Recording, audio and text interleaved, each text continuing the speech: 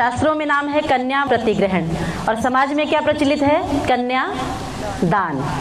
दान का जो अर्थ है वो मैं आपके सामने रख रही हूँ, उसको किसी भी चीज के साथ लगा लीजिए, वो वही अर्थ है। दान का मतलब है किसी वस्तु को देने के बाद उस पर से हमारा अधिकार समाप्त हो जाए, उसको दान कहते हैं। कहते हैं ना, दाएं हाथ से दान करो तो बाएं को भी, मतलब इतना देने के भाव से, ना लेने के भाव से।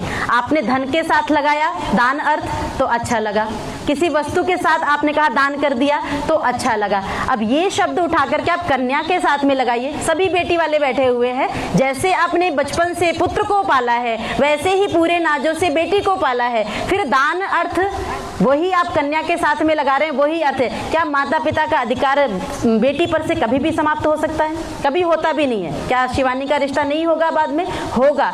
तो इसलिए जो हम क्रिया कर ही नहीं रहे हैं आगे, उस क्रिया को हम यज्ञ में विवाह के समय में क्यों करें? कन्यादान जैसा कोई वर्ड ही नहीं था। ये बीच के समय में उसका बहुत बुरा इफेक्ट हमारी सोसाइटी में बेटियों पर पड़ा। ये कह दिया कि मायके जाएंगी तो भी पूछ करके जाएंगी, कोई भी कार्य करेंगी पूछ करके जाएंगी, पेरेंट्स आएंगे पूछ करके आएंगे। ये परंपरा क्यों अपनी? और मुझे लगता है कि बेटियां यदि सबसे करीब होती हैं तो माता पिता की होती हैं, कोई गलती भी करती हैं तो माता पिता का साथ है तो जल्दी बात मानेंगी, तो उसका फायदा है। माता पिता का साथ कभी जैसे बेटे को पालते वैसी प्यार बच्ची के लिए होता है। तो इसलिए कन्या प्रतिग्रहण विधि होती थी, उसमें कुछ भी ऐसा नहीं कि हम बेटी का दान कर रहे हैं। हम लोग यहाँ पर एक्चुअल विधि करेंगे। कन्या दान का लोगों ने अर्थ निकाला कन्या का दान, जबकि संस्कृत में क्या है? कन्या यही दानम, मतलब उस समय में कन्या के लिए जो गिफ्ट्स लोग लेकर के आते थे ना, उस उपहार को कन्यादान कहा जाता था। लेकिन कन्यादान का कन्या का दान कभी नहीं होता है। तो आप लोग मेरे साथ बोलेंगे, सिंपल सा है कि अभी तक हमारी जिम्मेदारी थी हर बात में आपको हमें ध्यान देना पड़ता था। पूरे जीवन हम नहीं रहेंगे, थोड़ी सी हमें कम जिम्मेदारी दीजिए। अब आप दोनों को जीवन साथी के रूप में एक साथी हम दे रहे हैं, इसलिए माता पिता हाथ मिलाते हैं।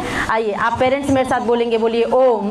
गोत्र का नाम लेंगे, गोत्रोत्पन्नाम इमाम, अपने बच्चों का नाम लेंगे, कन्याम प्रतिगृह्णातो भवान। आप दोनों बोलिए ओम प्रतिगृह्णामि।